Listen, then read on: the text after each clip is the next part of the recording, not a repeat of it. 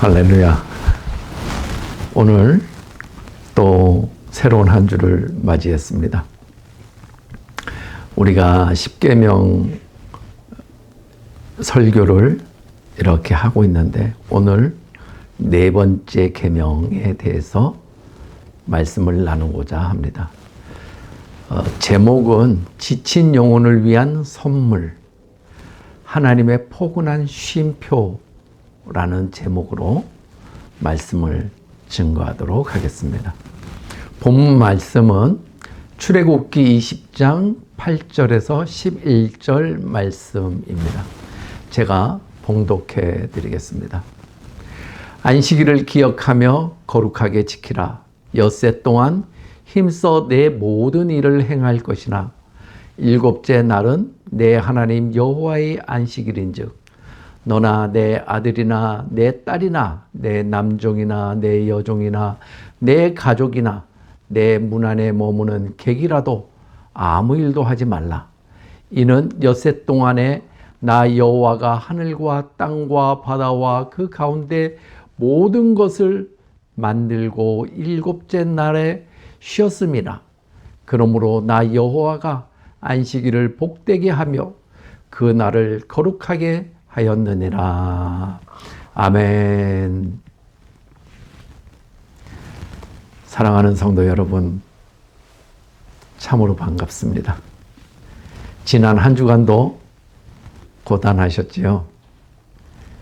거친 세상 버티느라고 참 수고 많이 하셨습니다. 우리는 매일 보이지 않는 무거운 배낭을 메고 살아가는 것과 같습니다. 내 가족을 건사해야 한다는 책임감의 배낭입니다. 참으로 무겁습니다. 경쟁에서 뒤처지면 끝장이라는 불안감의 배낭이기도 합니다. 늘 숨이 콱콱 막혀옵니다. 무릎이 아픕니다. 허리가 끊어질 듯 쑤십니다. 온몸이 비명을 지릅니다. 나 좀 살려줘. 그래도 자식들 생각에 억지로, 또 가족들 생각에 억지로 움직입니다. 피곤한 몸을 이끌고 출근길에 나섭니다. 밤잠을 설치며 얄팍한 통장 잔고를 계산하기도 합니다. 깊은 한숨이 나옵니다. 남들에게 차마 말하지 못할 상처도 있습니다. 지독한 외로움도 있습니다. 그 모든 아픔을 배낭 밑바닥에 꾹꾹 눌러 담았습니다. 하루하루 생존해야 한다는 압박감 아니겠습니까? 그것이 여러분의 어깨를 피가 나도록 짓누르지 않습니까? 누가 알아주지 않아도 괜찮다며 속으로 숱한 눈물을 삼킵니다. 이게 한국의 아버지들, 어머니들의 삶인 것 같습니다. 묵묵히 이를 악물고 모진 세월을 버텨내며 오늘까지 왔습니다. 그 무거운 짐을 안고 치열하게 믿음의 자리에 나와 이 자리를 지키고 있는 여러분, 참 애 많이 쓰셨습니다. 여러분의 그 땀방울이 참으로 눈물겹고 귀합니다. 오늘 이 거룩한 시간은 바로 그 무거운 배낭을 내려놓는 시간입니다. 지친 등산객이 낡은 벤치에 주저앉아 짐을 벗는 것과 같을 것입니다.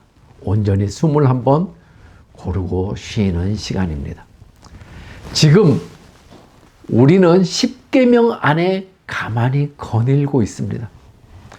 우리가 안전하게 보호하시는, 우리를 안전하게 보호하시는 포근한 사랑의 울타리입니다. 계속 십계명을 사랑의 울타리라고 지금 말하고 있습니다. 1계명부터 네 번째 계명까지 사랑의 울타리가 십계명이다 라고 말합니다. 안식일을 기억하여 거룩하게 지키라 라고 오늘 이 네 번째 시간, 네 번째 계명을 함께 나누고자 합니다. 이것은 우리를 옥죄는 규칙이 결코 아니라고 하는 것입니다. 무거운 율법도 아닙니다. 쉼없이 달리느라 메마른 영혼의 산산조각 부서지지 않게 하려는 겁니다. 우리의 짐을 벗어주시는 하나님 아버지의 포근한 쉼표라고 말할 수 있습니다. 신앙이 없을 때는 교회 주일날마다 가는 것 너무 힘들어하고 지쳐하고 꼭 주일마다 가야 되냐고 이렇게 말하는 사람들도 많이 있습니다. 진정한 안식의 의미를 몰라서 그렇습니다. 나 바빠, 일이 많아, 뭐가 있어. 역시 일에 배낭을 쥐고 놓지 못하는 삶입니다. 근데 그게 과연 잘 살 수 있는 것일까요? 노예의 삶에서 벗어나 참된 자유를 누리라 라고 말하고 싶습니다. 이 안식일 계명이 처음 주어질 때를 잠시 생각해 봅니다. 이스라엘 백성은 이집트에서 무려 400년 동안 끔찍한 노예로 살았습니다. 물론 전부는 아니겠죠. 요셉이 살아있는 동안엔 나름대로 자신들의 삶을 가졌을 것입니다. 그러나 여러분, 노예에게는 휴일이나 쉼이라는 단어가 아예 존재하지 않습니다. 파라오는 그들에게 안식을 단 하루도 주지 않았습니다. 안식 주면 애가 자꾸 늘어나니까 끝없이 흙을 이겨야만 했습니다. 매일매일 벽돌을 굽는 낡은 기계와 같았습니다. 뙤약볕 아래서 살갗이 타들어가고 아마도 견딜 수 없는 상황이었을 것입니다. 가족이 죽어도 슬퍼도 일소는 멈추지 못했을 것입니다. 눈물을 닦을 시간도 주지 않았습니다. 철저하게 짓밟히는 삶을 살아왔습니다. 매일 할당량을 정해놓고 채우지 못하면 채찍이 날아들었던 그 사람들이었습니다. 쓸모가 없어지면 가차없이 어떻게 됩니까? 버려지는 인생이죠. 여러분은 어떻습니까? 정말 그렇게 피눈물 나게 머리 터지게 자신의 삶을 이끌어왔다고 생각을 하십니까? 무엇을 위해서 그렇게 살아왔습니까? 그러다가 나의 가치가 없어지면 어떻게 됩니까? 나 스스로 나 자신을 버리진 그런 상황이 오지는 않습니까? 가장 슬프고 비참한 소모품이 나 스스로를 그렇게 만들고 있지는 않는지 하나님은 그들의 깊은 탄식을 들으셨습니다. 이집트의 지옥에서 그들을 구원하셨습니다. 그리고 광야로 이끄셔서 가장 먼저 한 것이 무엇입니까? 안식일을 선포하셨습니다. 7째 날에는 아무 일도 하지 말라라고 했습니다. 이것은 단순한 휴식 명령이 아닙니다. 위대한 자유의 선언이었습니다. 너희가 더 이상 노예가 아니다라고 얘기를 했습니다. 그들이 이집트를 나오기 전에 삶과 그 이후의 삶을 하나님께서 확연하게 구별시켜 주셨습니다. 너희는 더 이상 노예가 아니다. 끝없이 일해야만 가치를 인정받는 짐승이 아니다라고 하는 것입니다. 오늘날은요, 사람들이요, 자기 자신의 가치를 세우기 위하여 죽으나 살라며 일하고 있습니다. 그런데 정말 그렇게 열심히 일하고 주일도 없고 쉬는 시간도 없고 밤잠도 안 자고 일하면 자기 가치가 정말 존중되거나 자기 자신의 가치가 높아집니까? 정말 그렇습니까? 그렇게 보이는 듯 합니다. 이게 사단의 속임수입니다. 주위를 거스리면서 움직이는 모습이 하늘의 뜻이 아님은 분명합니다. 세상 사람도 주일날은 쉬어요. 그 기원은 역시 성경 말씀에서부터 나온 것입니다. 이 선포가 오늘 우리에게 어떤 의미를 가집니까? 우리의 치열한 삶을 한번 보십시다. 우리는 이집트의 채찍 아래서 흙을 이기며 벽돌을 굽지는 않습니다. 하지만 여전히 보이지 않는 거대한 사슬에 묶여 숨막히게 살아가고 있습니다. 이거 아니면 망할 것 같아. 이거 아니면 손해볼 것 같아. 이거 아니면 내 인생이 무너질 것 같아. 돈이라는 무서운 주인이 시키는 대로 몸이 부서져라 헌신합니다. 자신의 욕망이라고 하는 무서운 주인이 시키는 대로 쫓아가다가 자기 자신을 패망의 길로 밀어넣습니다. 성공과 비교라는 차가운 채찍에 맞게 되는 것입니다. 나 자신을 매섭게 몰아세웁니다. 그러면 정말 원하는 것을 이룰 수 있을까요? 잠시라도 손을 놓지 않으면 영영 도태될 것 같은 지독한 불안함의 노예. 아침에 눈을 뜨자마자 세상의 벅찬 요구에 폭포수처럼 쏟아지는 그것에 퇴근을 해도 진짜 퇴근이 아닙니다. 머릿속엔 온통 일과 돈, 명예, 그렇게 수고하고 애썼는데 얼마나 많이 봅니까? 얼마나 많은 것을 얻습니까? 정말 얻습니까? 정말 그것이 내가 아니면 안 되기 때문에 나의 가치가 그걸 통해서 드러나기 때문에 그렇게 합니까? 정말 그렇습니까? 아니요. 자기 욕심이에요. 잠자리에 누워서도요, 내일 일을 걱정하고 스마트폰을 놓지 못합니다. 끊임없이 누군가와 나의 처지를 비교하여 자기 스스로를 괴롭게 만드는 건 아니겠습니까? 그 안에서 정말 소망이 있습니까? 우리 아버지가 그런 비참한 기계로 살아가는 것을 정말 원하시겠습니까? 그렇지 않아요.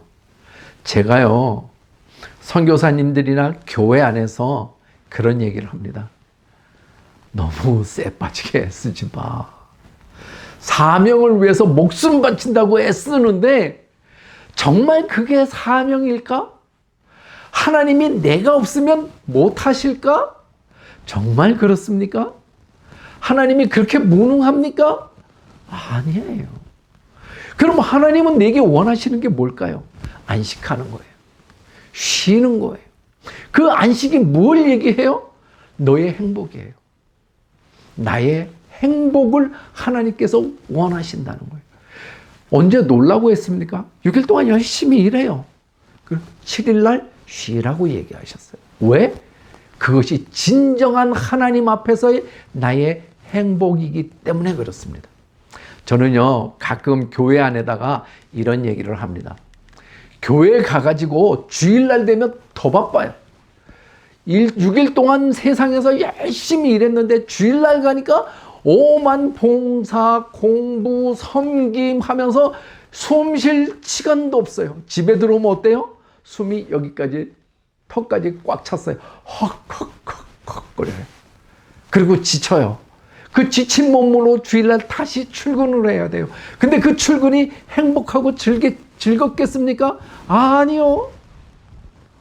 난 월요일만 기다려줘. 난 주일이 너무 월요일이 너무 좋아. 새로운 시작이야. 새로운 일을 찾았어. 그런 사람이 몇이나 되겠습니까? 우리 아들들 보니까 월요병이 걸려서요.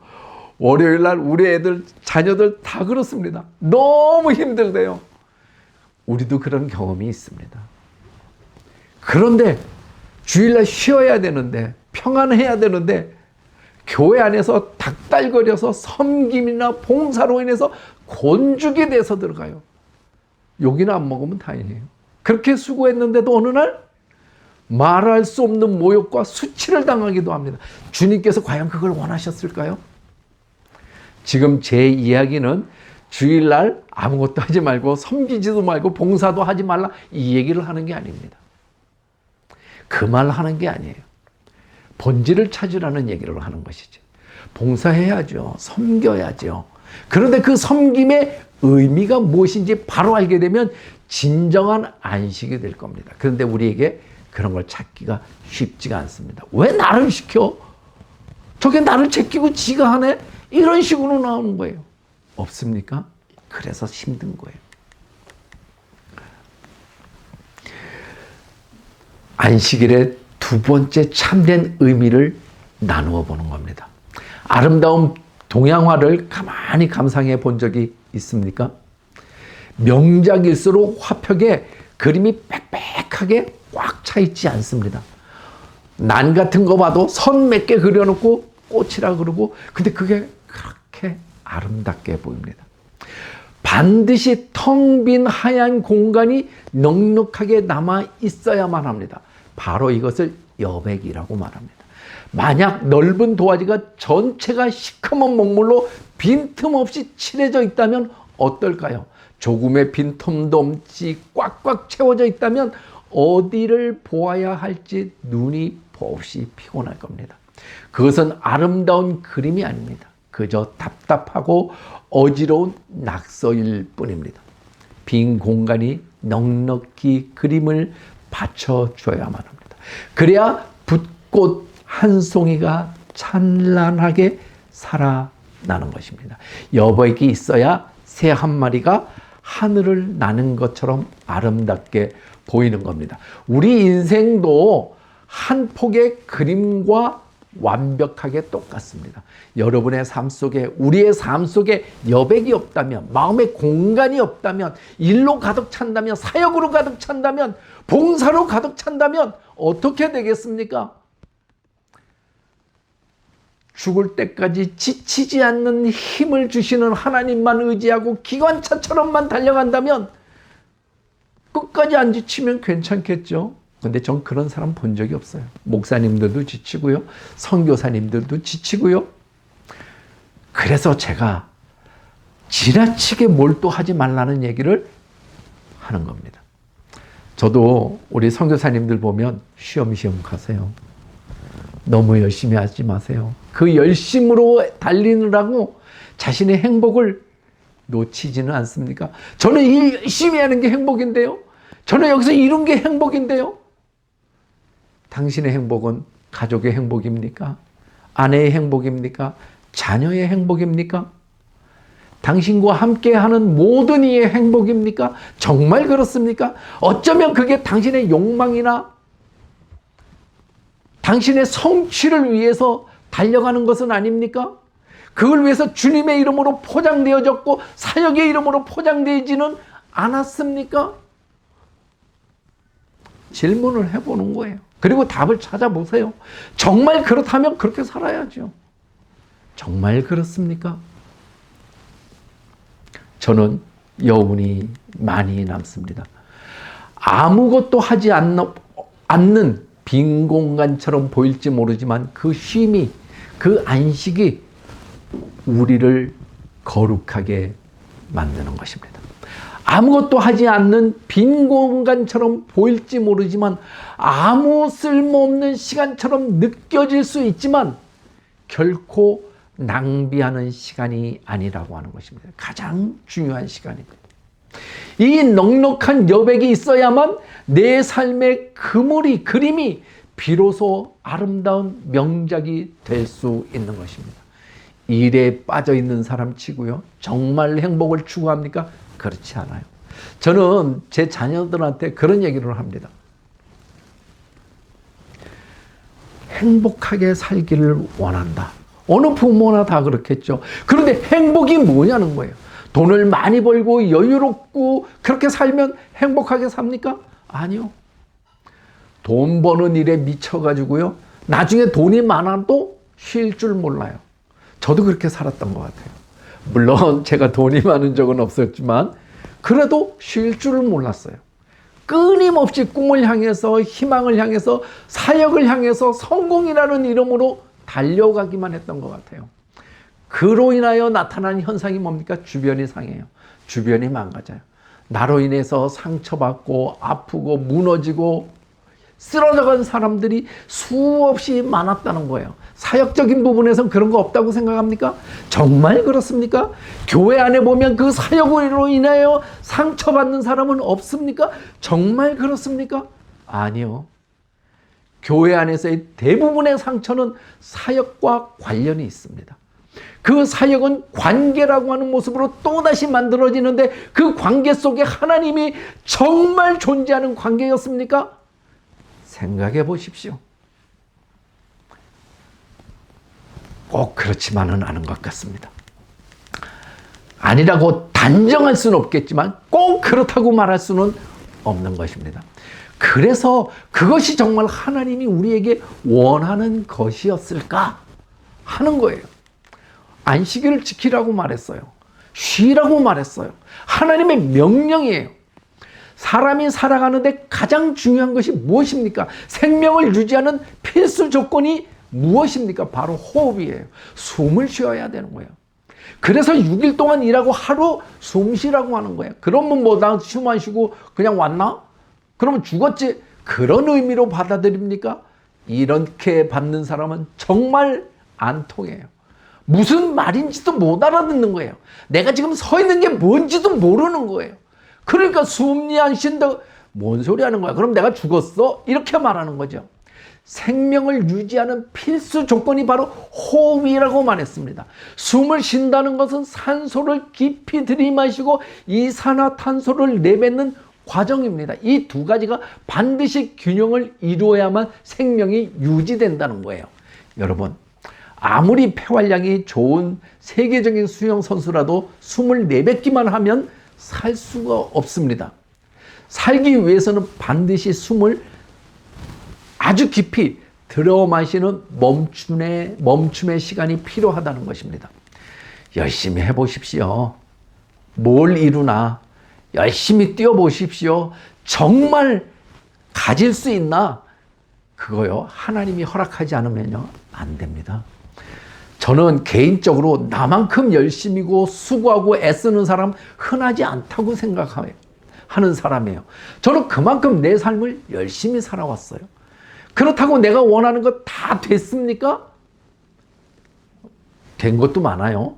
그렇지만요, 내 마음속의 욕망과 추구하는 것들을 완벽히 이룬 적은 단 한 번도 없습니다. 늘 갈등이 있었고요, 갈증이 있었고요, 부족함이 있었고요, 모자름이 있었습니다. 그렇게 애쓴다고 되지 않습니다. 그럼 어떻게 해야 돼? 노력도 하지 말고 애쓰지도 말라. 이렇게 들으면요, 정말 수준 낮은 사람이에요. 지금 그런 얘기를 하고 있는 게 아니에요. 하나님의 위대함 안에서 나의 모습을 발견하고 찾아가는 것을 이야기하는데, 아이고 그러면 뭐 숨만 쉬고 있으면 다 돼? 이렇게 얘기하는 정도의 사람이라면 더 이상 얘기할 필요가 없습니다.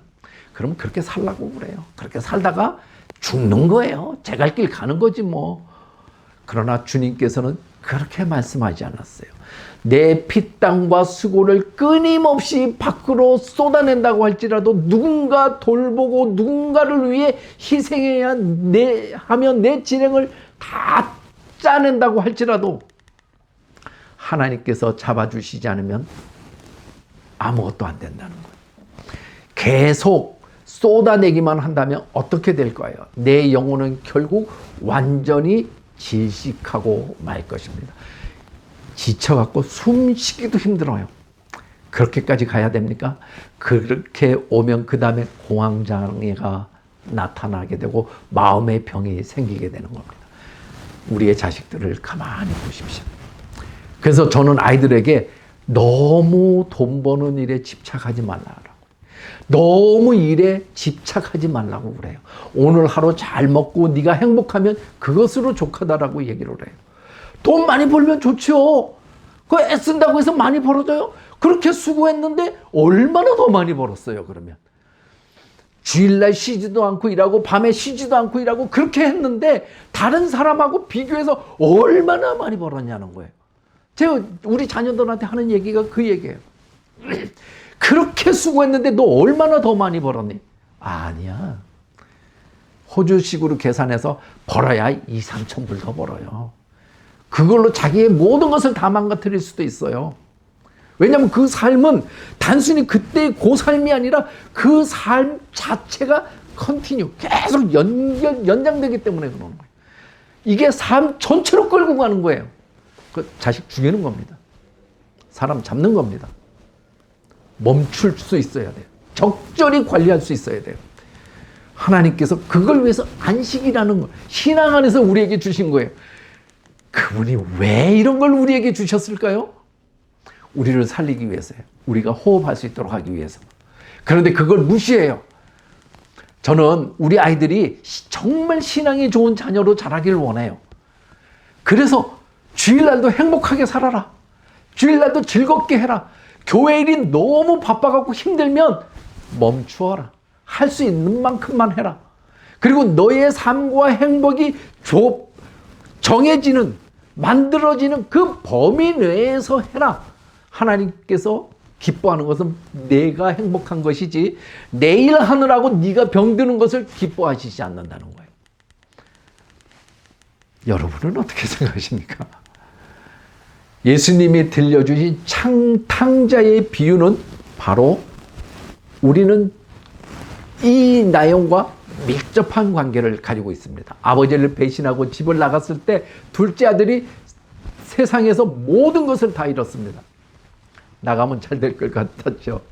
하나님 떠나서 살면 잘 살 것 같았죠. 아버지 품을 떠나서 사니까 한번 나한테 돈 좀 줘봐. 내가 사업을 해보게. 내 마음껏 한번 해보게. 그래서 주면 어떻게 됩니까? 아버지까지 망해요.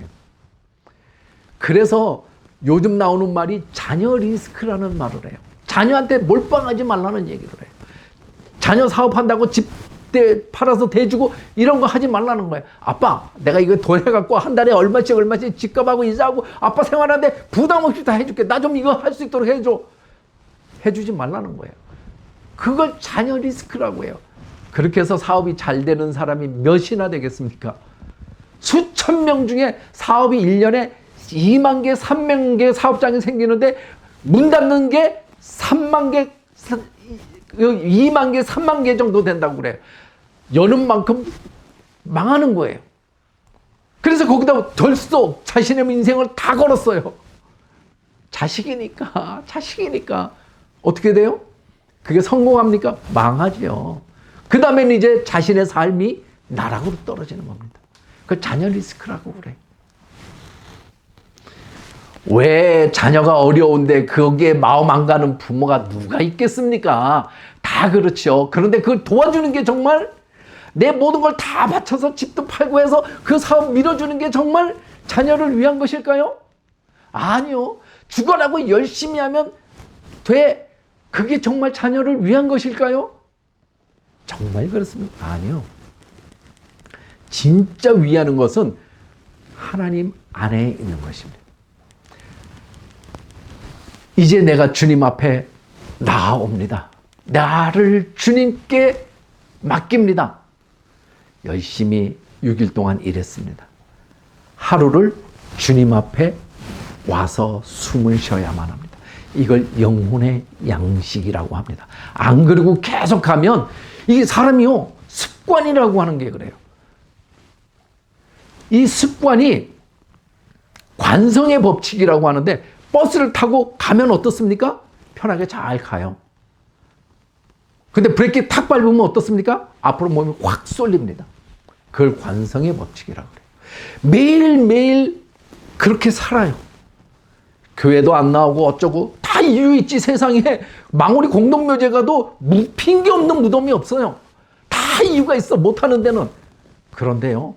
그리고 내가 상황이 좋아지면 이렇게 하지, 이렇게 마음을 먹어요. 상황이 좋아지면 될까요? 정말 될까요? 안 됩니다. 그건 관성이라고 해요. 살아온 삶의 습관인 거예요. 그래서 제가 아내한테도 그렇고 우리 자녀들한테도 그렇고 뭔 일을 하면 미루지 마. 바로 해. 지금 해. 나중에는 안 돼. 저도요, 진짜 힘들 때가 많아요. 어느 거 막 안 하고 놓고 싶을 때가 많아요. 근데 그때 안 하면요, 나중에 됩니까? 먹고 살기 위해서 죽을 상황이 되면 해요. 그러나 외지간하면 안 됩니다. 그래서 마음 먹으면 그때 해야 되는 거예요. 그러면 이룬 거예요. 신앙생활도 똑같습니다. 하나님께서 6일 동안 일하고 안식하라고 했어요. 그러면 해야 돼요. 그럼 안 하던 그 습관이 나중에 상황이 좋아지면 이제 주님 여태 했는데 상황이 좋아져서 나왔습니다. 나올 것 같아요? 아니요. 세월이 길면 긴 만큼 막는 게 더 많아요. 왜냐하면 그 과정 속에서 만들어진 상황들이 있거든. 그걸 어떻게 놓아요? 어떻게 못 놓습니다. 그게 사람이에요. 사랑하는 성도 여러분, 안식일의 진짜 깊은 의미를 가슴에 단단히 굳게 새기기 바랍니다. 우리는 더 이상 돈과 성공에 얽매여 헐떡이는 비참한 세상의 노예가 결코 아닙니다. 당당하게 멈춰서서 하나님을 우러러 볼 수 있는 하나님의 가장 귀한 자녀가 되는 겁니다. 이 예배당 문 밖을 나서는 순간부터 세상은 계속해서 우리를 무섭게 흔들 것입니다. 또 불안하게 만들 것입니다. 그러나 지금까지 지켜주신 그 하나님의 돌보심이 증명되어진다면 오늘 결단해야만 하는 겁니다. 지금 이렇게 마음 편히 쉴 때가 아니야. 남들은 다 뛰고 있는데 너만 영원히 도태될 거야. 절대 그렇지 않습니다. 그건 믿음이 없는 거예요. 내가 믿음이 있다라고 하지만 사실은 믿음이 없어요. 나는 우리 아이들에게 이런 믿음들을 내 자손들에게 이렇게 전통으로 이어지기를 바라요. 그래서 어떻게 해요? 내가 먼저 해야 되는 거예요. 그리고 아이들에게 강요하지 않지만 내가 지금 신앙 안에 있지 않은 그 모습이 가치가 없다라고 하는 것을 느낄 수 있도록 상황을 조성해요. 근데 감사하게도 우리 아이들은요, 우리 사위도 신앙생활이 그렇게 깊진 않았던 것 같은데 이게 결혼하고 이러더니 신앙생활을 열심히 하는 거예요. 주일날 열심히 교회 나가고 뭘 알겠어요. 그럼에도 불구하고 나름대로 생각하고 하더라고요. 제 설교도 보는 것 같아요. 이 아이가 자세가 달라져요. 삶이. 이게요, 어느 날 안 변합니다. 서서히 조금씩 변해갑니다. 이 이야기는 신앙 안에서 조금씩 성장해 나가는 말도 되고, 반대로 말하면 신앙 안에서 조금씩 멀어져 간다는 말도 되는 거예요. 그래서 오늘 안 하면요, 내일은 없는 겁니다. 그래서 이번 한 주간 이번 한 주간 주일에 듬뿍 받는 이 하나님의 참된 평안을 우리의 삶 속에 고스란히 가져가야만 합니다. 바쁘고 지칠 때마다 일손을 멈춰야만 합니다. 세상의 무서운 채찍 소리가 들릴 때마다 잠시 멈춰야 됩니다. 그 무서운 채찍이 뭐예요? 나를 독려하는 것들이에요. 강요하는 것이고, 눈을 감고 영혼의 깊은 숨을 들일 수 있어야 합니다. 십자가의 은혜의 마음을 꽉 채워야만 합니다. 세상의 요란한 소리와 소리를 과감히 끄고 내 삶의 아름다운 여백을 넉넉히 그려 넣어야만 합니다. 그래야 미래가 있습니다. 그래야 소망이 있습니다. 오늘 못하면 내일은 없습니다. 반드시 기억해야만 합니다. 오늘 못하면 내일 절대로 안 됩니다. 내 죽기 전에 못 보게 되는 거예요. 세상의 요란한 소음 과감하게 잘라내야만 합니다. 나 붙잡고 있는 거 잘라야 됩니다. 주일날 하루 그랬다고 세상 끝납니까? 안 끝나요. 그러면 망할 것 같아. 안 그래요. 군대에서요, 술 안 먹는다고 100길로 찼는데 끝까지 버티니까 나중에 너는 안 건드려요. 이거 진짜 예수쟁이야. 이렇게 되는 거예요. 그런 마음이 없기 때문에 못한 겁니다. 지친 영혼을 만지시는 우리의 영원한 참된 안식처가 되시는 우리를 살리시는 예수 그리스도의 이름으로 간절히 축복합니다. 이 안식을 그 주의 날을 생명 걸고 지킬 수 있는 그런 믿음이 되게 해 주십시오. 우리 자녀들에게 하는 얘기들이에요. 우리 다 같이 기도합시다. 참 좋으신 하나님 아버지, 우리를 살리는 안식을 주시니 참으로 감사합니다. 우리는 무거운 짐을 지고 쉴 틈 없이 앞만 보며 뛰느라 마음이 몹시 아팠습니다. 남들보다 뒤처질까 무섭고 두려웠습니다. 스스로 쉬지 못하고 매일 채찍질했습니다. 이 같은 불안감을 오늘 십자가 보혈 앞에 남김없이 내려놓기를 간절히 원합니다. 우리는 세상의 초라한 노예가 아닙니다. 하늘 아버지의 가장 존귀한 자녀입니다. 내가 두 손을 잠시 멈추고 편히 쉰다고 해도 아버지가 내 삶을 다 책임져 주십니다. 오늘 부어주신 이 평안이 내 영혼에 흔들림 없는 쉼표가 되기를 꽉 붙들어 주십시오. 다시 마주할 팍팍한 세상 속에서도 매일 주님과 눈 맞추며 참된 안식을 누리게 하옵소서. 상한 마음을 온화하게 품어주시는 예수님의 이름으로 기도드리옵나이다. 아멘. 수고하셨습니다.